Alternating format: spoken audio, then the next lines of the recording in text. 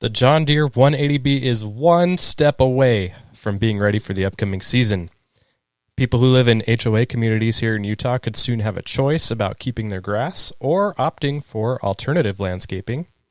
A 72-year-old man is scolded by a judge for not clearing up his property. And Justin Webb, the lawn whisperer, joins me. It's another full episode of the Cherish Each Moment podcast.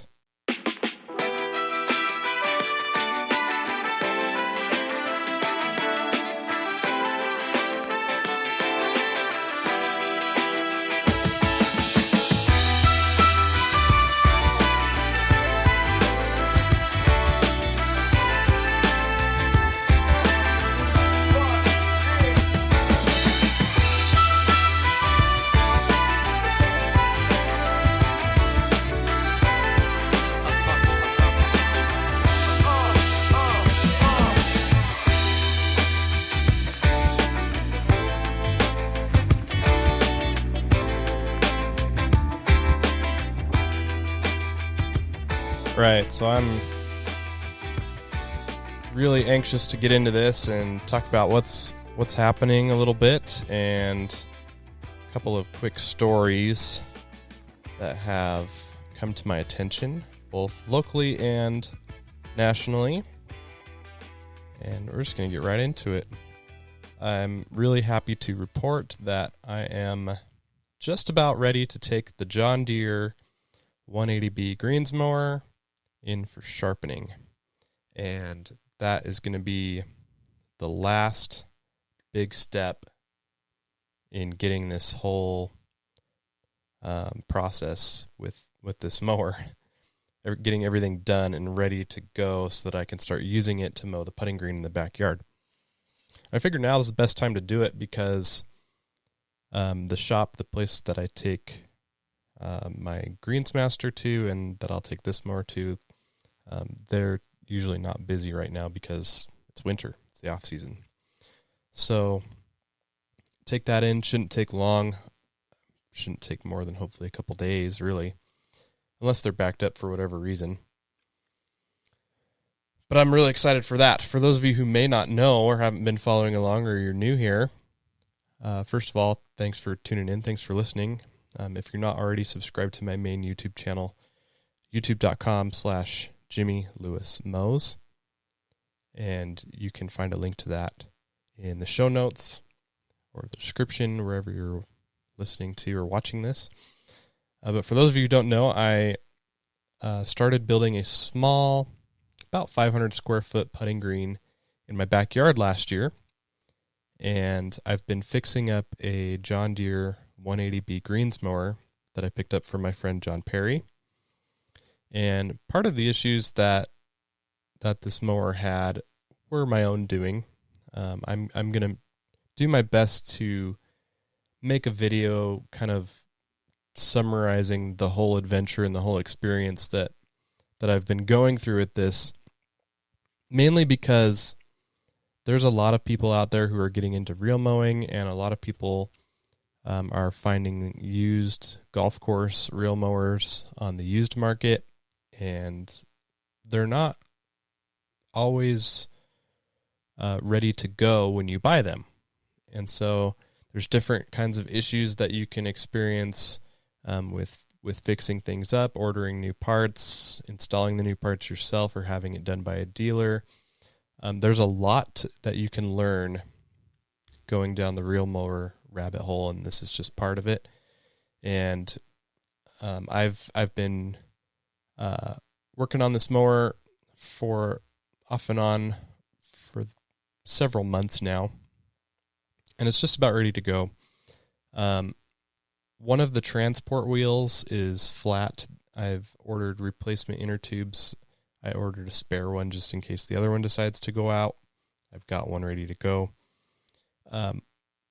And just a quick pro tip, if you order any parts from the dealer, they're always going to default to factory or dealer parts first, and those are always significantly more expensive.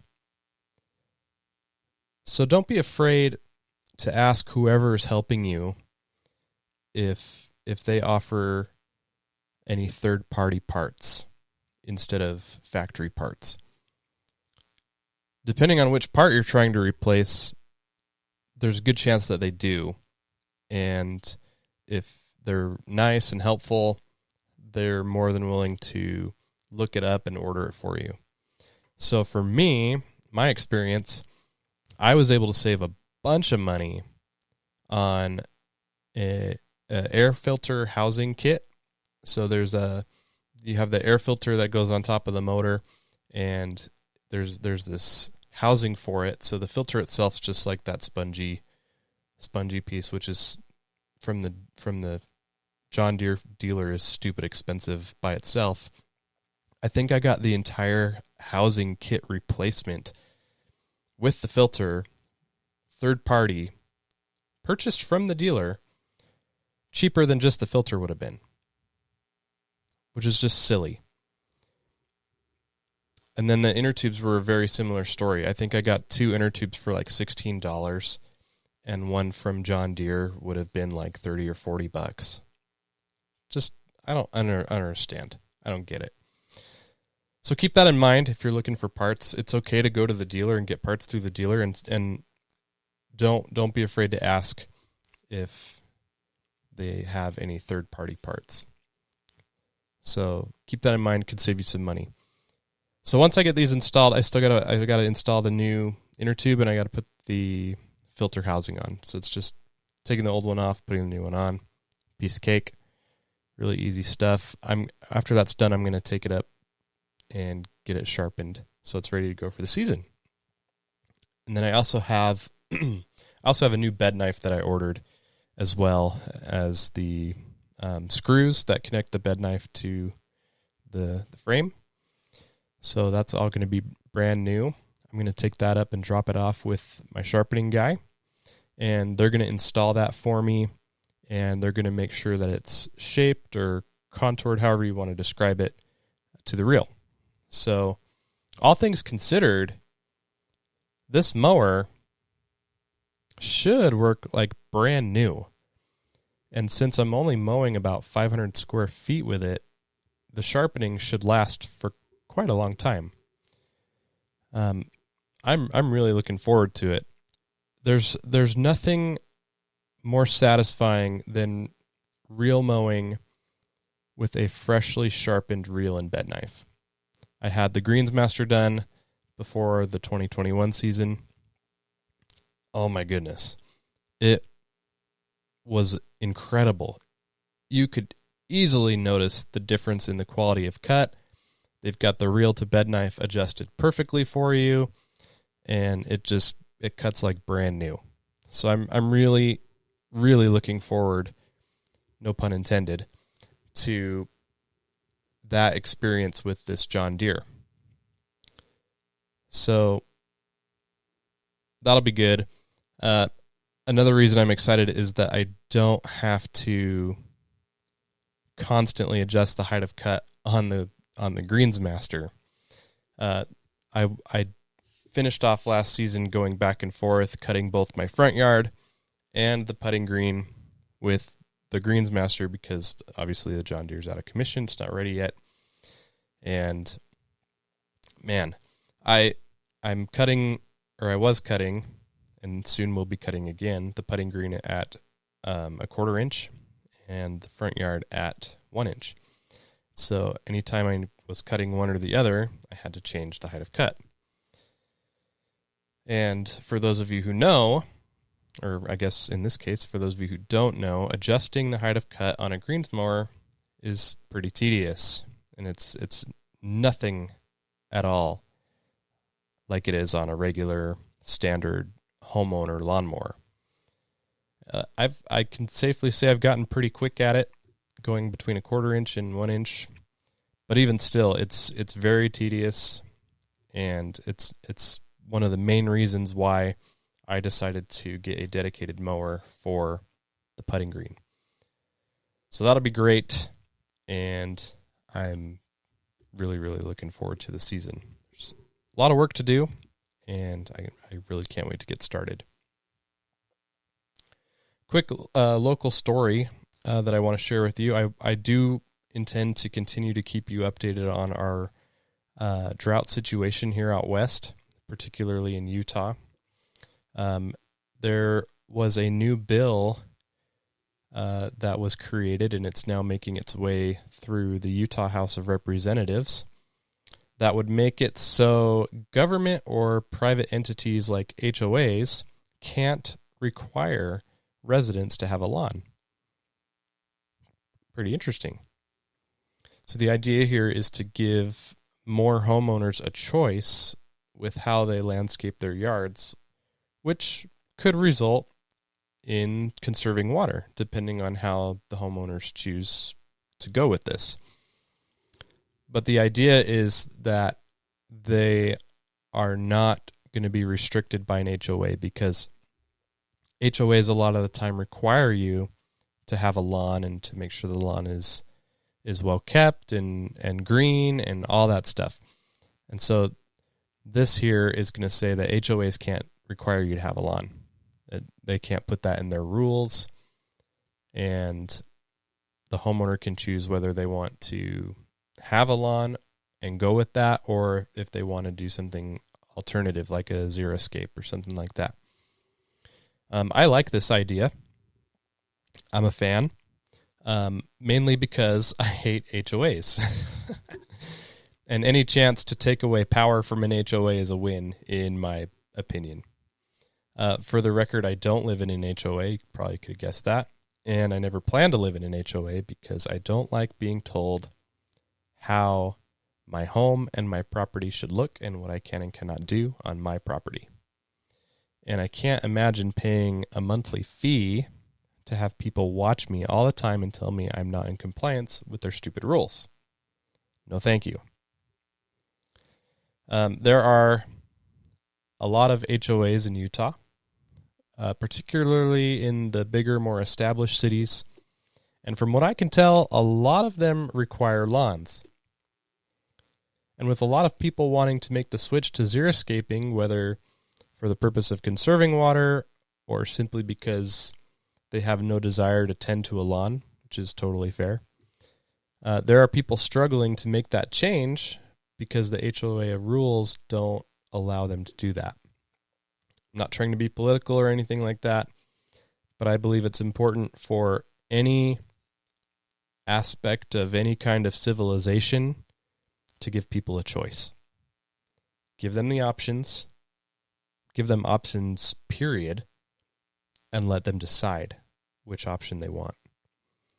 And if the next guy, in this case of landscaping here with this bill, if the next guy wants to have grass and rip out the xeriscaping that, say, the previous owner had done and plant a lawn, that's okay too. That's the beauty of choice and freedom. So, yeah, I think this is a good idea. HOAs shouldn't take issue with this either, although I have no doubt that there's going to be some HOA board member or president that will absolutely hate this and try and fight this until they can't anymore. I've read some amazing horror stories. Amazing horror stories online about HOAs. If you can't read into my bias here. My parents' house, before they moved here, their house in the Las Vegas area was in an HOA. And my dad would tell me stories regularly about his run-ins with the HOA. A lot of dumb stuff. You don't have a tree in the front yard, or you can only paint your house certain colors, or the front door can't be that color. The ironic thing, one of the most ironic stories he told me was he wanted to repaint the exterior of his house, and he went to the HOA office, told him what he wanted to do. They said, that's fine. Here are paint codes for the colors that you can choose from to paint your house. He said, okay, great. Went down to the hardware store that supposedly they told him this is where you can go get it. He went to the store, and none of those paint codes were valid anymore. They don't use them anymore. So he couldn't get paint to paint his house. He couldn't pick out a color because none of them existed anymore. So he had to go pick a color similar to one of those colors, I think is what he ended up doing, take it to the HOA office, and he's always one to say, get it in writing, just so you have that. So he went to the HOA office, got it approved in writing that he could paint his house this color, gave him the sample, left it with them. So I don't need that. I don't want that. I just don't see the point. Obviously, there's pros to HOAs. I understand that. But the cons, in my opinion, far outweigh, and the potential cons and potential issues that can arise from an HOA just doesn't work for me. Doesn't do it. You give the wrong people positions of power, and it doesn't take them long to demonstrate how crazy they are. Sounds kind of familiar. Anyways, HOAs can still establish rules, and this is just my opinion here, going off of this build. They can still establish rules around how they define proper landscape, whether the homeowner chooses to have a lawn or xeriscape. And xeriscaping can be quite beautiful. There are some really great xeriscaped yards out there that I've seen. There's several here in Utah, even in my neighborhood. People that have, it's like they do river rock, or they do natural grass plants, native plants and grasses. Very low maintenance, require little to no water, which is the whole point. Obviously, it's not my cup of tea, but you can not have grass and still have an attractive yard that complements your home and complements the overall look of the neighborhood. For sure you can. I also heard about a story out of Detroit. I heard about this today. About a 72-year-old man who is apparently a cancer patient getting scolded by a judge for not maintaining his property. And this was brought to my attention because I follow Rodney Smith of Raising Men Lawn Care Service on social media. And if you don't know who Rodney is, he mows lawns. He travels the country, all 50 states. He mows lawns for the veterans, elderly, widows, sick, disabled. He goes all over the place, and he helps these people, and he mows their lawns for free.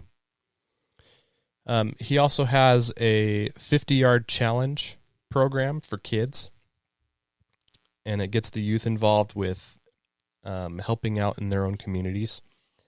And it's pretty cool. He sends them a shirt. They sign up to do it. They post on social media that they accept the challenge. He sends them a shirt, and every 10 yards they mow, they get a different color shirt. And once they mow their 50th lawn, Rodney makes a trip out, visits them, and rewards them with brand new lawn equipment, which is incredibly awesome. He has kids in all 50 states doing this. He's a great guy, really great guy. I've had the chance to meet with him and see him work in action, and he is as genuine as they come.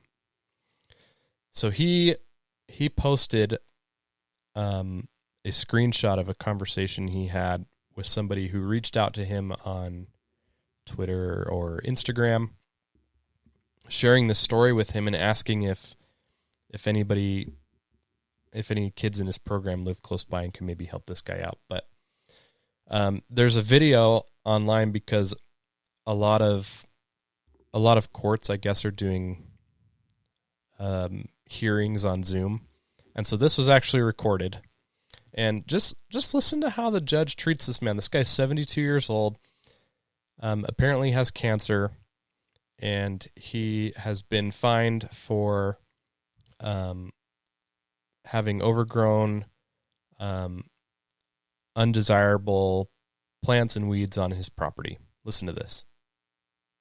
You have a ticket from August 2nd, 2021, 521 for Heman, for failing to keep the fence, walkway, sidewalk, or alley free of weeds, trees, or other nuisance vegetation. It's a first offense civil infraction. You can plead responsible with an explanation, or not responsible. Explain what that. I am a cancer patient, very old, ma'am, and I am a cancer patient. I was then very weak, and very weak, and this time of rainy season, I cannot look after this thing.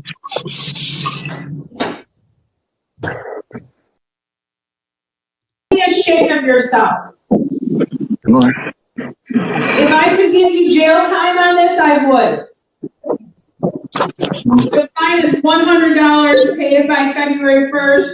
You better get that cleaned up. That is totally inappropriate.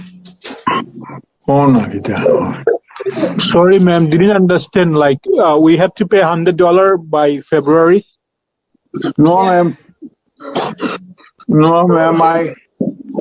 Oh, okay. Like, is it, ma'am, forgivable because my father is currently sick and we cleaned that after? You see that photo? Yes. I am very sick, man. That is shameful. Shameful. The neighbor should not have to look at that. You should be ashamed of yourself. Yes, I am sorry. All right. A few things to unpack here.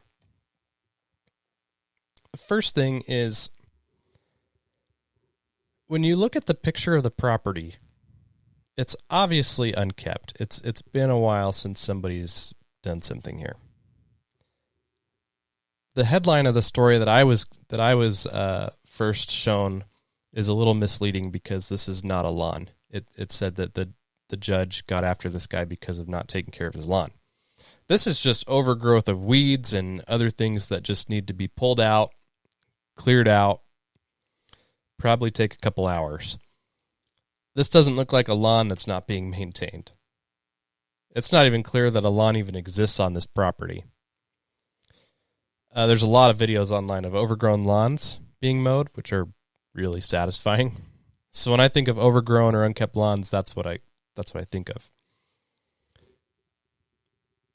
The next thing is this dramatic outburst, which is completely unnecessary, from the judge, is over something that is going to be $100 fine.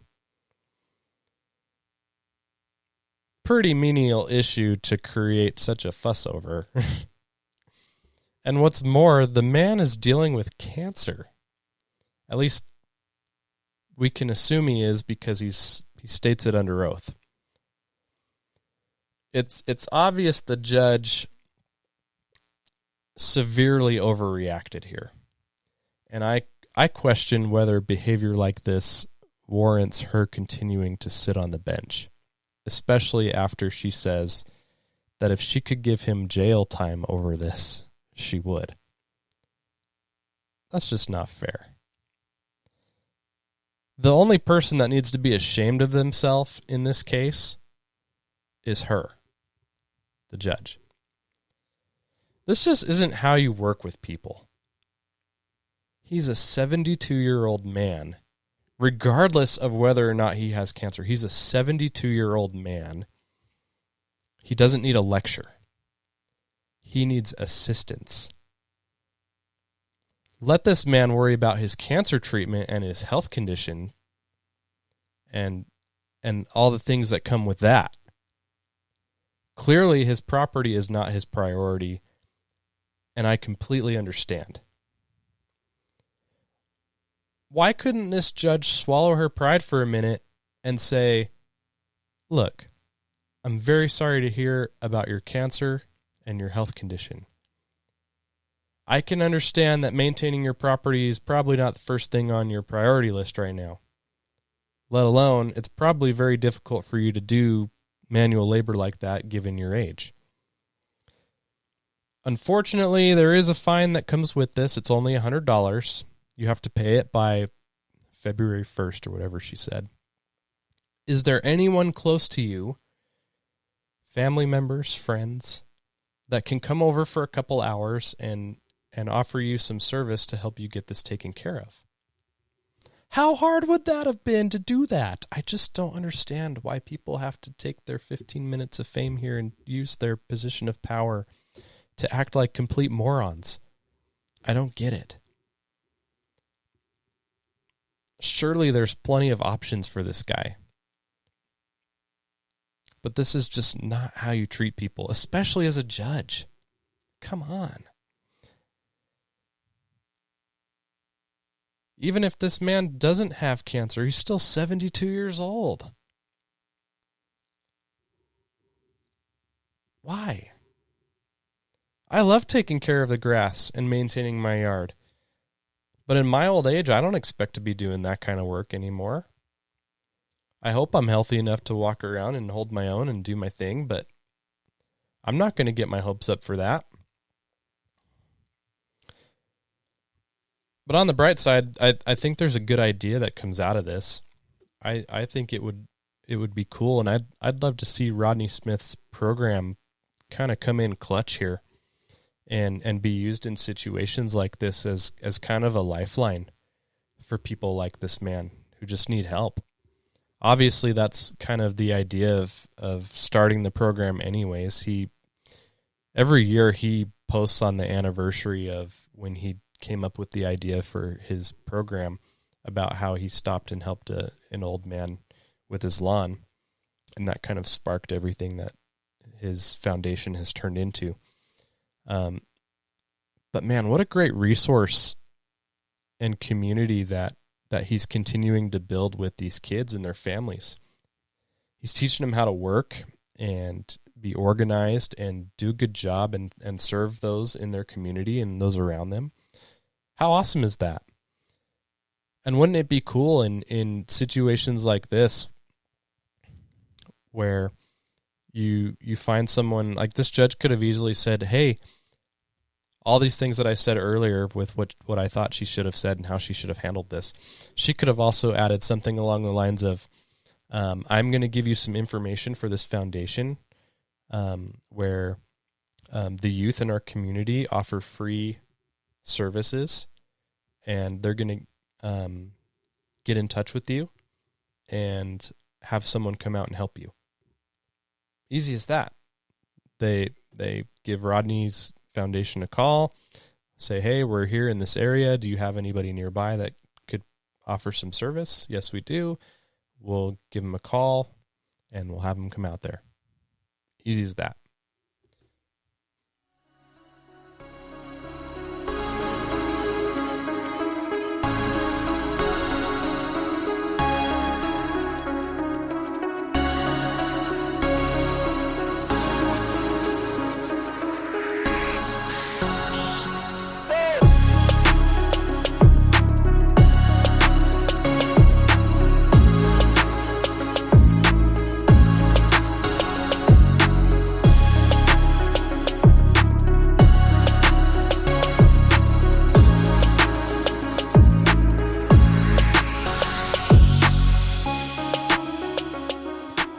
Want to welcome Justin Webb, the Lawn Whisperer, to the show.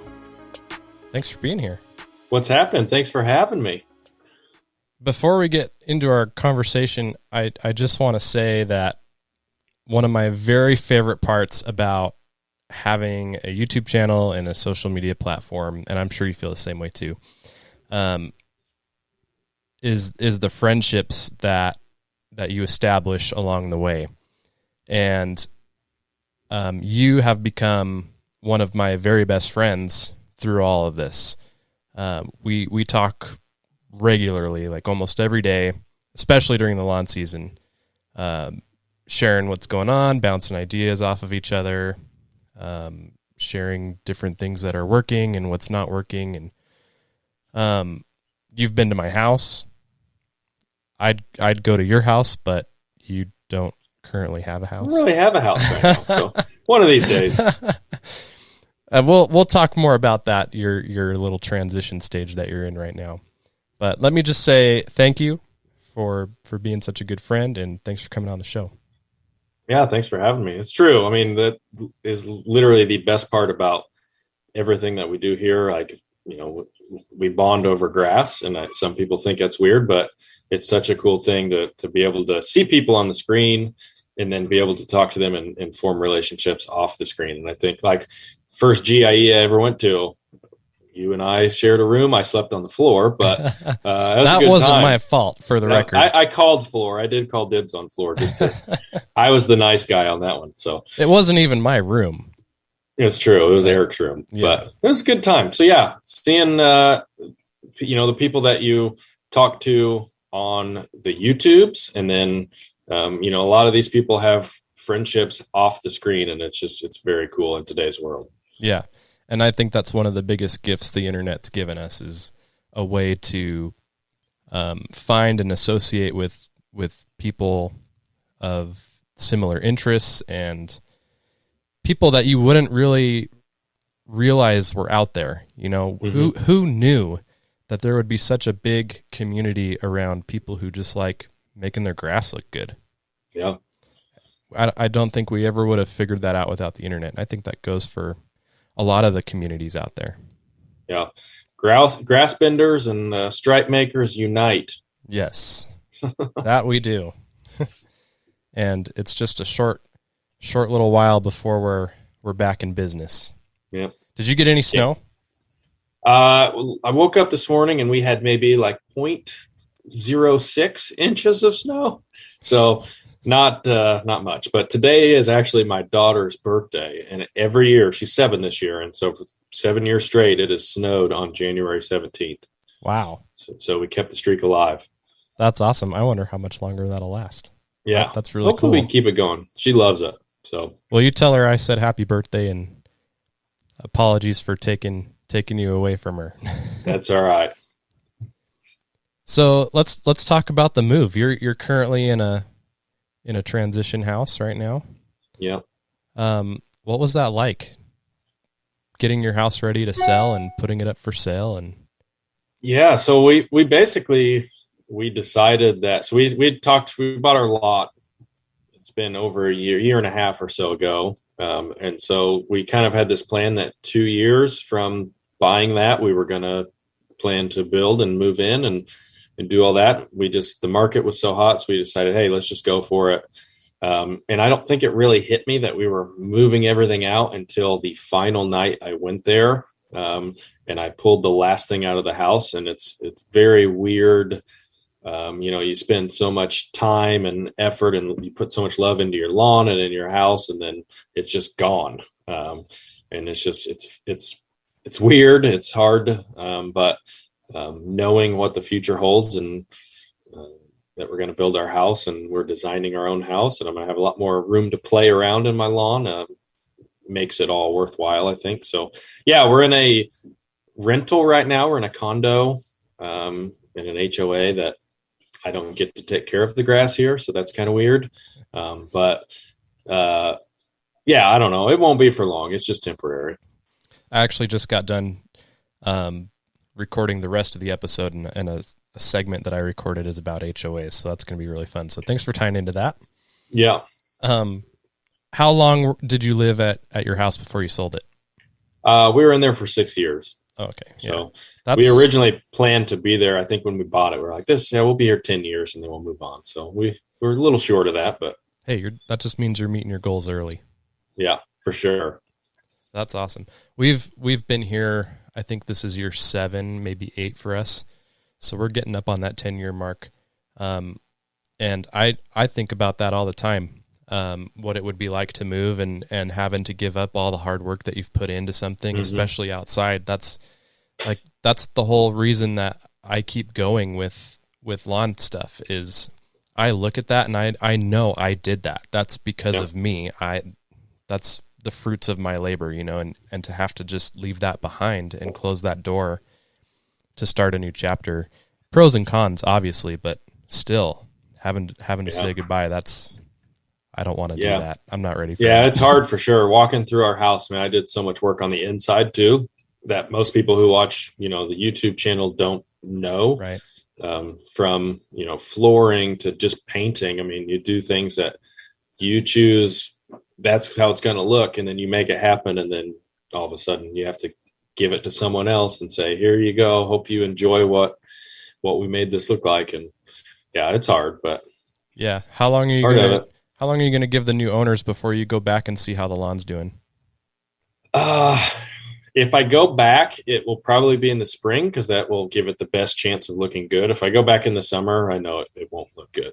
Yeah. So, yeah, I don't know. We'll see. I have a lot of videos I plan to make at my buddy Eric's house. Live down the street, and I put those sprinklers in his yard, and so I will have to drive by it at some point. But I may look this way. Just put the blinders on. Yeah. It is what it is. Yeah. And so let's talk about the new property then. What are the specs on the new property?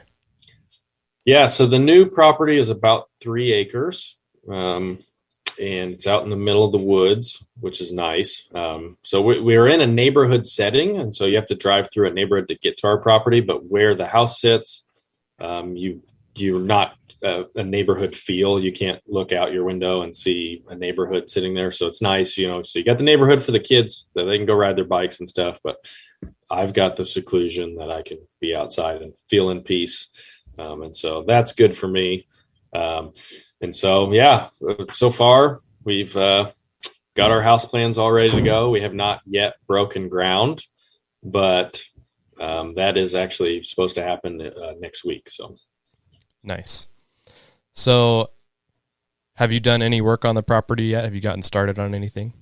Yeah. So my dad and I have been doing a lot of the work. I'm pretty fortunate that he is able to do that stuff and enjoys doing that stuff. So he has a skid steer. He's got a Bobcat. And so we've took it down there. We cut down a bunch of trees, ripped a bunch of trees down, which is always a good time, and put the driveway in. And so that's pretty much the extent of what we have done thus far. And I'm not sure what else he and I are going to be able to do until the house gets rolling, because we don't have a excavator to dig the basement or anything like that. So we've got someone else coming in to do that work. Yeah. You got to have somebody else do all the heavy lifting. Yeah. Yep. Awesome. Well, that's exciting. Are you filming anything right now, or are you just kind of waiting till spring starts? So it's kind of weird. I decided whenever we moved out of the house, I was going to take a break, which wintertime, last couple winters, I've taken a break anyway, because not really many people are into lawn channels in the winter, right? Unless we get snow, maybe do some snowblower reviews or something like that. But I have 2 videos filmed that I filmed during the time that we were taking all these trees down, because I went ahead and reviewed the Toro chainsaw again, because I got a new blade on it and it did much better than the first time I used it. And so I'm actually really impressed with that thing. So I have a video cutting all the trees down, going over that Toro chainsaw, and that was filmed like 2 months ago. And I don't know if you can relate to this or not, but whenever that winter time comes and I get out of filmmaking mode, it's so hard to get back into it. It's so hard to motivate myself to edit and pick up the camera. So I just need a kick in the pants here to get on the edit train on that one. But yeah, that's pretty much it. Unless we get snow, I probably won't really film much until the house starts getting underway and I can start doing stuff down at the property more. And then taking on, I don't have a lawn here to take care of. So my dad's yard is probably going to be my baby this year. That'll be good. Yeah. I feel the same way about winter. It's hard for me because it gets so cold. I don't want to go outside. Right. And when it comes to like snowblower reviews and things like that, maybe once or twice a year is okay, but the snow that we get here is so unpredictable. It's never consistent. We finally got like a really good snow event this year that was actually significant, and I was clearing probably almost a foot tall drift in the driveway, and we hadn't seen anything like that for probably 3 or 4 years. Yeah. So having the inconsistency and then having to go out and deal with the cold and film is just not ideal. Yeah. But yeah, I found that working on the podcast in the off season this year has been really helpful. Just trying to like stay in the game and stay in the flow and stay motivated to get content out and to film. That way, when I pick up the camera and take it outside in the spring, then it's a little easier to kind of get back in that groove and not feel like I've lost all my momentum and figure out how to film again and stuff like that. Yeah. Yeah. I need to get something going at least like every few weeks. Just you get so out of it and it's hard to get back into a rhythm. But one thing I am going to do, and anybody who has watched my channel knows I hate talking to the camera in front of people. So anytime a car would come by, I'd hide the camera over that. But I'm going to assert my dominance when I get down to my new property because I have one house across the gravel driveway from me. And so they'll be able to see what I'm doing. If I'm in the front yard, I'm going to assert my dominance right away. Let them know, hey, this guy talks to a camera. He's not a weird guy. It's kind of weird, but that's just how it's going to be. Okay. So I won't feel so weird and bad whenever I'm out talking to the camera. I don't have to hide. It's funny to think that you just have one neighbor to worry about watching you. Yeah. And I've got like the whole street. Yeah.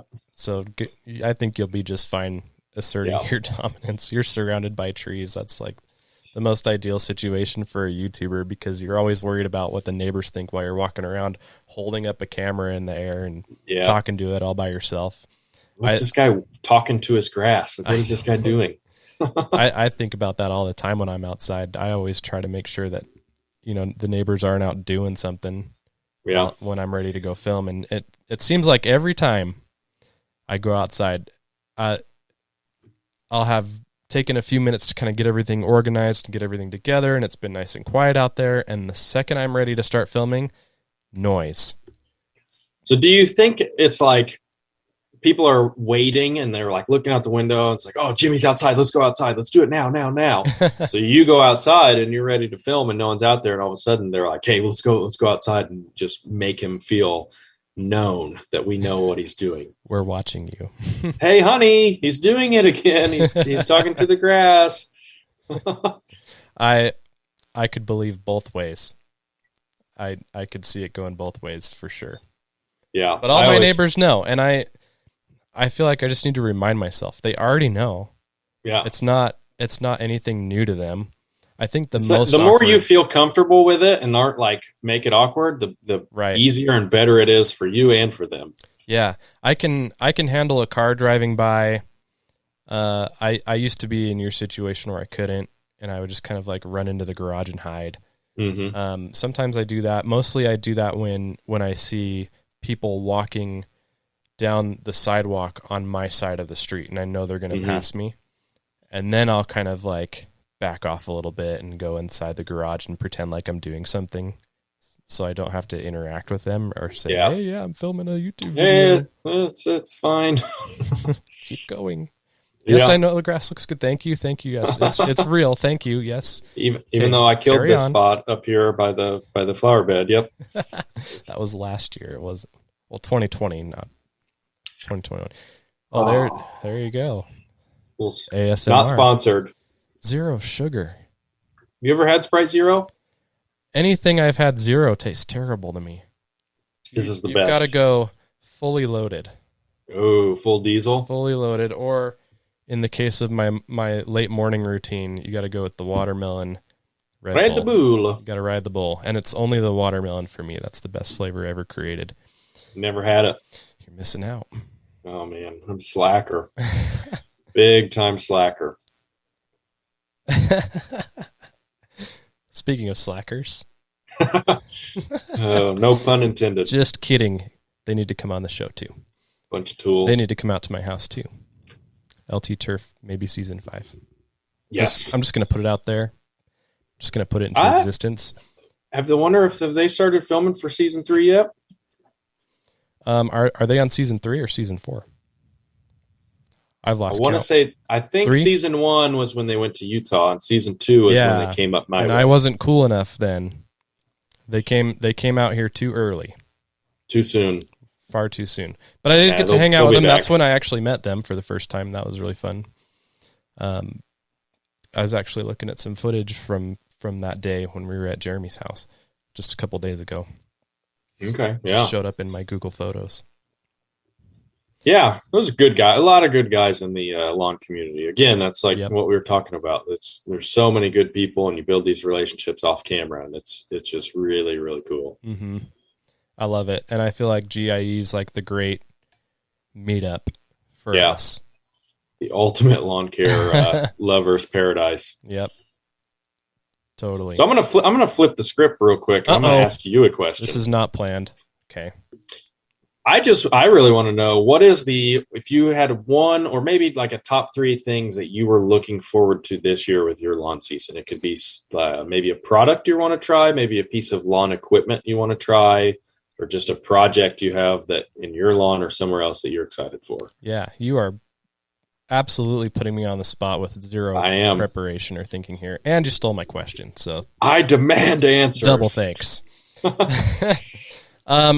3 things I'm looking forward to off the top of my head. I am going to build a shed in my backyard this year. Ooh, finally. Hey, shed happens. Yeah, shed is going to happen.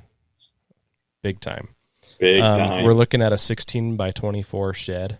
Big boy. We're going to have, as soon as the temperatures come up and we're in ideal situations, my neighbor does concrete.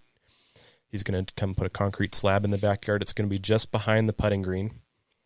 And once that cures and is good to go, the funny thing is I had this shed ordered. They had a Black Friday sale, and it was a great deal. I think it was like 10% off, but when you're looking at sheds that cost several $1,000s, 10% actually means something, and it's not necessarily just tax. I actually had it ordered, but I called him, and I said, hey, look, I just ordered this. I wanted to get the deal. Can you wait to come out and put it together until end of March or April? And this was back in November. And they said the longest that they could hold it is for 3 months. And so I was like, oh crap, it's not going to work because I won't have the concrete slab done yet. So I got a little bit too ahead of the game. So I have to reorder it, and hopefully they'll have a discount offering between now and when I'm ready for it, because we're about in the window where I can order it and they can hold it for 3 months, and that'll be long enough. But I'm looking forward to that. I've outgrown my garage, and I need to move a lot of things out into the shed. So I'm going to be giving up about 350-ish square feet of grass in the backyard, which isn't really too much. Worth it. Totally worth it. One thing I'm really skeptical about, since we're talking about things that are going to happen this year, we bought the kids a swing set for Christmas. Got a used swing set. Drove down probably about 30 or 40 minutes south to go pick it up and load it in a trailer. Got a really good deal on it. That's going to go in the backyard on the other side of the trampoline, just opposite of the shed. And we're going to start out with it in the grass. It's not going to have like wood chips in it or anything like that, or it's not going to be like an enclosed separate space. It's just going to be in the grass.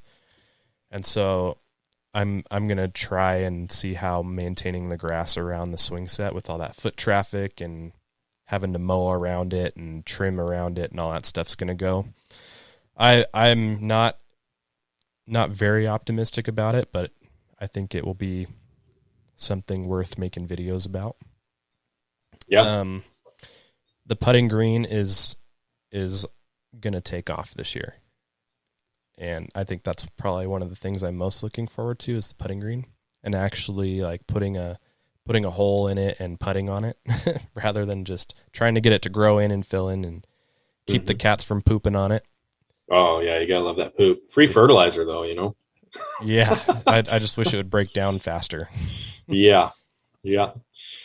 So that you have a legit bent grass putting green. Yep. 100% V8 bent grass. It's about 500 square feet. That's from Barenbrug? Yep. Okay.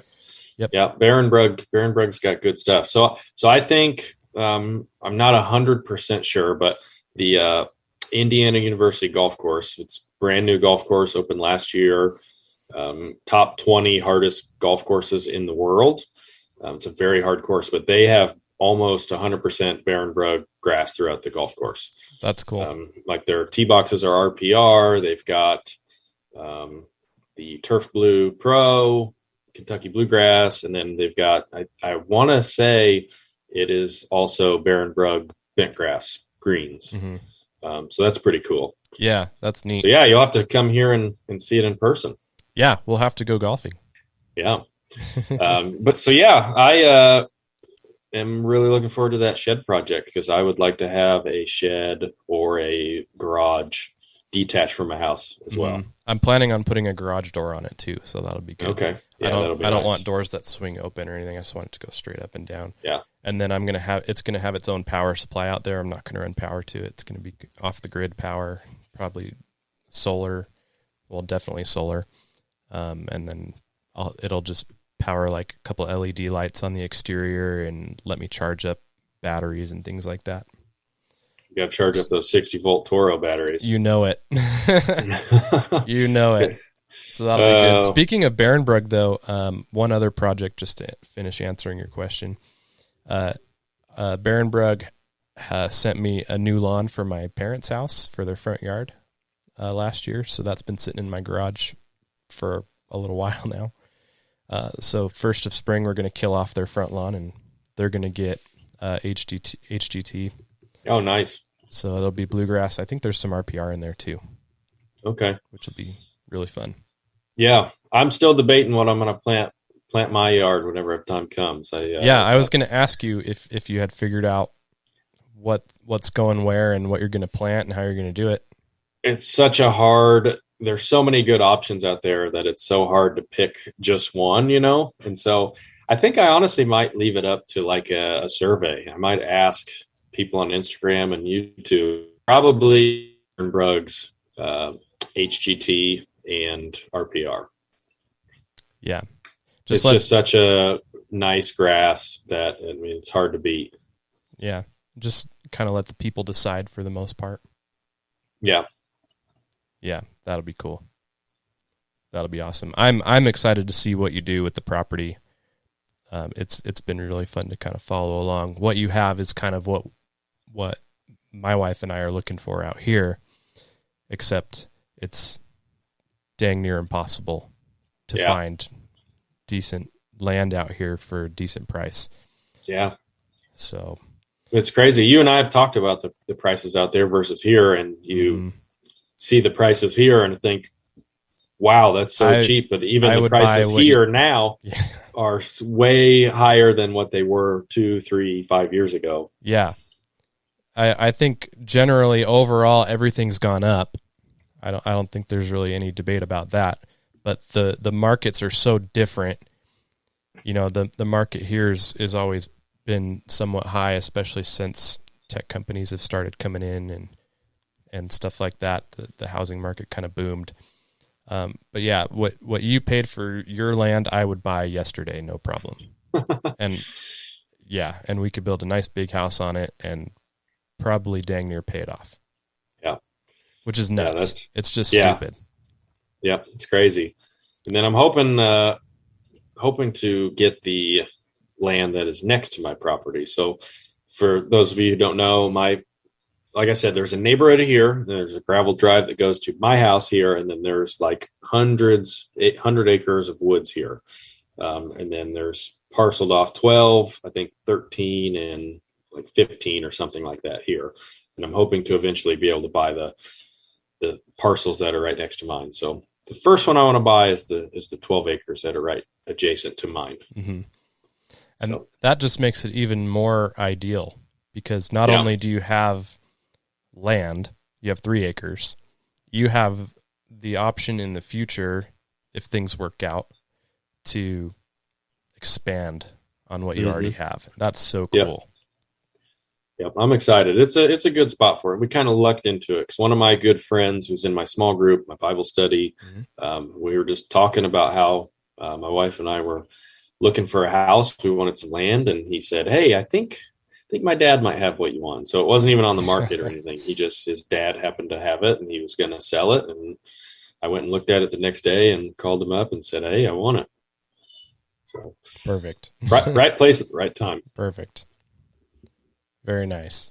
So let's take a second and just kind of look back on 2021. What were some of your favorite memories or your favorite moments, if you will, of 2021? What did you learn, and what do you remember most?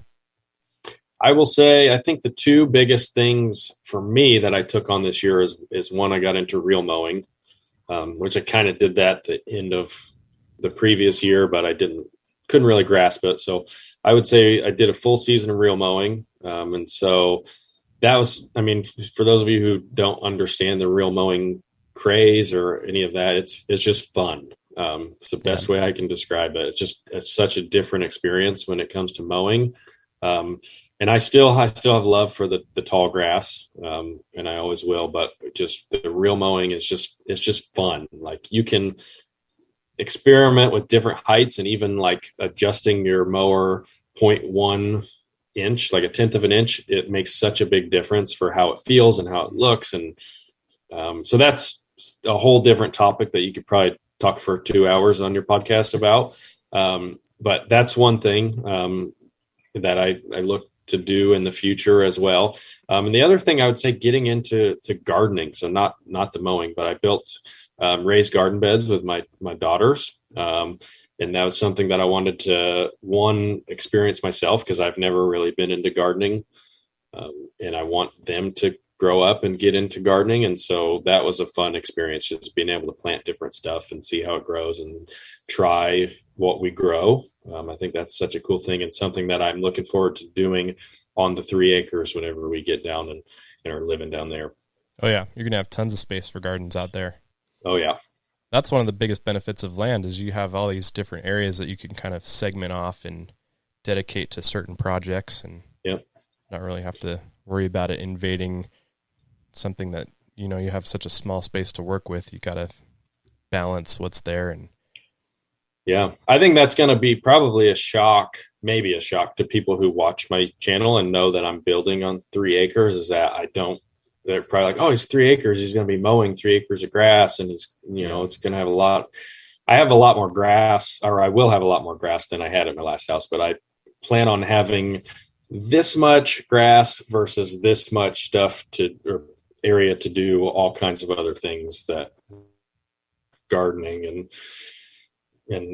you and I talked about a water feature. That's probably the thing I'm most excited about, is I want to put a pond in the backyard, a small pond, relatively speaking, but a big backyard type pond. Yeah. Water features in general are just such a nice complement anywhere you put them, backyard, front yard. I wanted to put in my water fountain in my front yard since day one. I wanted to do that. Like day one, I saw that little square area next to the walk up to the porch, and I said, there's going to be a fountain there one day. Yep. So yeah, it's so cool, because I've discovered that spring on the very front of our property. There's a spring that pops out of the ground, runs down the hill, and then runs along the driveway. And then we've actually put in a culvert that runs underneath what will be our concrete driveway up to our house. And I could just sit there and listen to that water run all day and never have to leave. I could just sit there all day and just enjoy it. Yeah. It just sets such a nice ambient atmosphere. Yeah. I'm really tempted to do something by the putting green and just have like and I think we've talked about this before, where we just have like this like rock waterfall on this little river that runs along and just circulates there. I think that would be super cool. Do you watch Greg Whitstock, the pond guy, or any pond people on YouTube? I may have seen a couple videos. That's been my obsession lately. Yeah. It's like all I watch is people putting in ponds and doing stuff with ponds. And whether you want just a waterfall, or whether you want just a pond, or you want a waterfall in a pond, or a fountain into a pond, like you can do anything. And I think that would be an awesome project if you put something next to the putting green. Yeah, that's the idea. Well, if anything, there's going to be a shed next to the putting green, so something will go next to the putting green. Something is going next to the putting green. But yeah, I would like to add more to the landscape of the backyard for sure. Yeah. So we'll see how it goes. I'm even considering digging some trenches for some sprinklers over there just for the putting green too. Okay. When I grew it in, I did the hose setup, above ground hose setup, and that worked great, but it's not something that I want to deal with long term. And the nice thing is about maybe 20 feet away from that putting green is the valve box, and there's a free valve in there that I can use.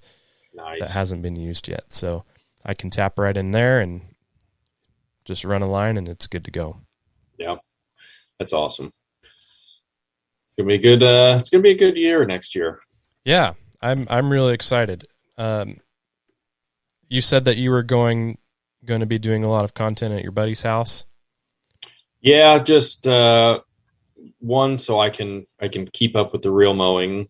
I'm not going to have anywhere to reel mow with that, but then also just keeping an eye and working with these green sprinklers. That's something that I'm really excited about. I'm going to plan on putting those in my yard. Yeah. Those are the digital sprinklers that you can control the pattern. And I think like just watching those things work and seeing how easy they work to install. I think those are a game changer. They're expensive. Yeah. I get a lot of people comment on that video I made and they're like, no, I'm not going to pay that. And I'm like, well, I mean, you kind of get what you pay for, but yeah, you get the experience of using it and you get the convenience of it. Have you done the math on how big of a difference it is? Say like for a 5,000 square foot backyard, you might need like however many regular heads. Mm-hmm. You're probably going to need maybe like 2 or 3 green heads, which is significantly less. Max 3, yeah. So yeah. two or 3, depending on the shape and the objects that are in there. Yeah. So the difference in overall cost in supplies, is it that much more expensive for green, or is it still?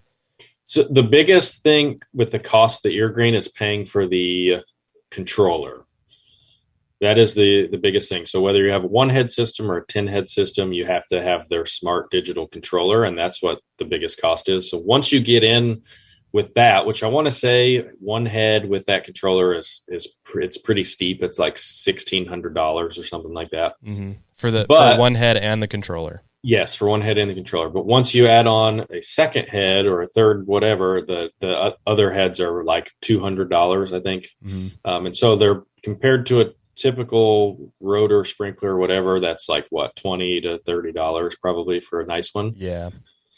You're paying $200. So yeah, I mean, they are more expensive. Pretty quick, yeah. I didn't know that that you had to use their controller. I thought it was a bring your own controller kind of thing, and all the magic happened in the head. It would be nice if they could do that, and I think they're trying to figure out a way that they can do that. Mm-hmm. But as of right now, it's the head that communicates with the controller or the sprinklers to be able to change the patterns and all that stuff. So hopefully in the future they can ditch the controller, but yeah, as of right that now, would bring the cost down significantly. Oh yeah, it would make it way more competitive. Yeah, that's the thing about technology too, is you've got to start somewhere, and you've got to have that proof of concept, and then you can build off of that and iterate off of that. That's the hard part, and sometimes, like especially in this case, sometimes the first product is really expensive. Yeah. And I'm not sure how I pitched this idea to them. And a lot of people think I work for green. I don't. I'm just a guy who really liked the sprinklers when I saw them. And my neighbor just happens to be a sales rep for them. And so I was kind of fortunate in that. But one thing I pitched the idea to, and I don't know if this is even possible because I'm not an engineer or anything like that. But if you could have like the bottom holes open, the top holes open, and shut the middle holes so that the water could skip the sidewalk and you could spray over the sidewalk and in front of the sidewalk, that would be awesome. But I don't know how you could do that. And that's primarily for people who have park strips. Yes. Yeah. Or I guess you could do it if you had like a walkway path that goes through your yard up to your porch. Just so you're not watering your yard, or you could like for your yard example, it makes sense if you don't think about it. Your yard, for example, you've got your flower beds in the middle of your yard and a couple trees. Some trees. Say you don't want to water those, you could skip that and water over and in front of, and skip the flower bed. So yeah, that'd be pretty cool. I've always wondered what kind of negative things I've done to my trees just from hitting them with a sprinkler all the time, Yeah. Because it's direct hit every time it cycles through. Yeah. So and maybe your trees and your flowers might need water every day where your yard doesn't, or vice versa. So just something to think about. Yeah. Super interesting. What do you think is going to be, and I guess there could be more than one, but what do you think are going to be the big topics of conversation within the lawn community this year? Have you seen anything so far? I know I've seen a couple things, but I'm curious to know what you've seen or what you expect is going to happen this year. Well, so going to GIE, obviously GIE is more geared towards pros and that sort of thing, but it seems like battery powered and auto mowers and all that stuff is just in your face, and it's going to be in your face. And I think people who, especially homeowners with smaller yards, and I will consider a smaller yard like something you could use a push mower on. So I don't know, 10,000 square feet or less, probably. Don't resist the battery powered stuff. I know a lot of people are stubborn. Battery powered is just not what it used to be. I could take my Toro battery powered stuff. I've got some Ego battery powered stuff. I got to take it out and I'd put it up against anybody else's gas powered stuff when it comes to weed eating, edging, blowing, all that stuff. So I think that is just going to keep becoming a bigger and bigger thing that I think eventually probably most places will only carry battery powered stuff. I mean, we've seen California. Yep. I think that's just going to continue to grow and grow. So don't resist it. Other than that, I don't really know. I'm looking forward to what's coming. There's always going to be something that's coming. It's going to surprise me, and I'm looking forward to it. For sure. Yeah, I think battery, especially just catching trends from GIE, battery powered anything, because even the robo mowers are battery powered. Yeah. Even the skid steers they had, the Bobcat skid steers they had battery powered. The Toro grandstand, or not the the Dingoes. Mm-hmm. Like all that stuff is going battery powered, which is crazy. Yeah. And I think, was it even today, Milwaukee announced that they're coming on the battery powered homeowner lawnmower train. Yep. With the M18. I think it holds 2 M18 batteries. Yeah. But I haven't looked too much into the specs. The only thing I saw about that I like, which is just like the Toro 60 volt, is that it's got a steel deck. Mm-hmm. I think that's huge. Yeah. I think that's a great choice. This steel deck for sure. And I think it's rear wheel drive. So that's nice too. But yeah, battery powered for sure. I'm going to jump into the battery world a little bit more this year. All my hand tools that I'm going to use, so edger, trimmer, blower, that's all going to be battery. I'm not going to use my Echo PAS string trimmer this year. Yeah. It's going to take the year off. So that'll be interesting to see how that goes. And I think really no matter what, even if you have a half acre lawn, 1 acre lawn, you can keep your gas powered mower because, that's probably the way to go. I know that there's battery powered homeowner residential zero turns that I have not used, so I can't speak for them. But even if you use a gas mower, using, like you said, hand tools, blower, weed eater, edger, hedge trimmers, all that stuff, battery powered is just the way to go. It's so much easier to use. Mm-hmm. Especially for the average Joe homeowner. It's kind of a no-brainer now. Like especially if you're just looking to, invest in something that's going to last you a while and hold up, because I'll admit the first battery powered piece of equipment that I owned, I bought when we first had a lawn here, and it was a Black & Decker string trimmer, and I threw that thing away so fast. But it's not like that anymore. Products actually are have better build quality. The batteries last a lot longer. They charge a lot faster. And so far, longevity wise, my stuff's holding up. Mm-hmm. So I'm excited to continue to see how battery products evolve and where the technology goes. Yeah, for sure. I mean, these companies keep coming out with more and more stuff, and it's really cool. Yeah, it's fun to watch, and it's fun to be a part of the conversation, and in some cases, it's fun to get to try some of this stuff out. Yeah. I think the most fun part about it for me, honestly, is going on these like Facebook groups, and somebody will post something that they got a battery powered something, and then, stubborn lawn care guy will come on and say, "Oh, that thing's a piece of junk. That'll never outperform my steel whatever." I'm like, I've had for 20 years. Yeah, you should give it a shot. Yeah, and that's I think that's the thing that bothers me the most about those conversations is people that make comments like that have no experience with the newer stuff, or with, even if somebody asks, "What spreader should I get?" People will always answer that question. Well, at least 90%, I'd say that's even probably conservative. 95% of people will answer that question based solely on the one that they currently own. And that's the only one that they've owned. Mm-hmm. And they'll say, buy this. But they have no other products that they've ever used to justify them saying, buy this one. Yeah. And that kind of bothers me, because I've tried different spreaders, and I know how those particular models perform, and I think it's better to answer those questions with, well, I've tried this one, and this one, and out of those three, this one has held up really, really well. It works really, really good. It costs a little bit more, but it's lasted me way longer than the other ones. Mm-hmm. And I feel like if we could get more detailed answers like that in our groups and our discussions, it would be so much more beneficial to people who are looking to get something that's going to last them a long time. For sure. Yeah. And that's why we got to try everything, right? That's why we need to keep getting stuff to try so we can know what the best thing is. Yeah. It's all about being a good resource. I don't really care to have 10 spreaders in my garage, but if it helps me answer someone's question and helps them figure out what to get, then I'm making a nice contribution to the community. Yeah, for sure. I 100% agree with that. Sweet. Well, I'm getting distracted over here.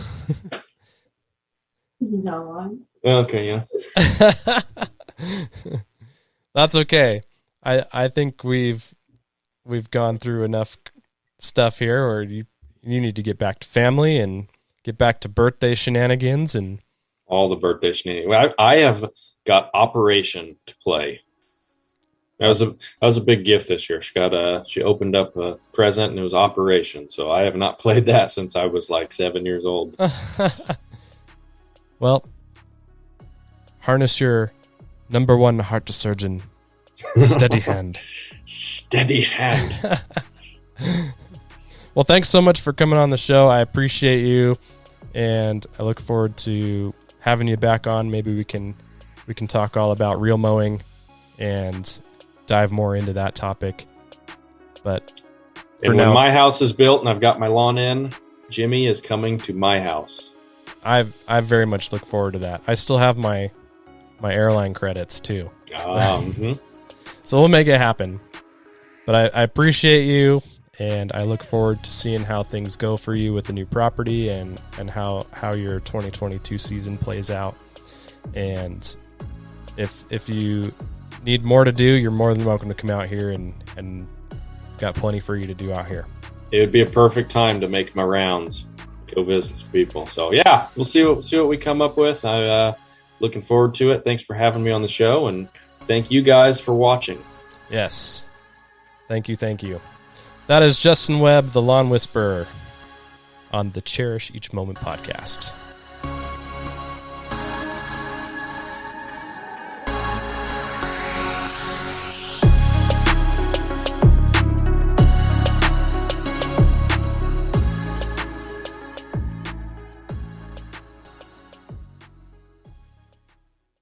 Special thanks again to Justin for taking some time to hang out and chat. That was great.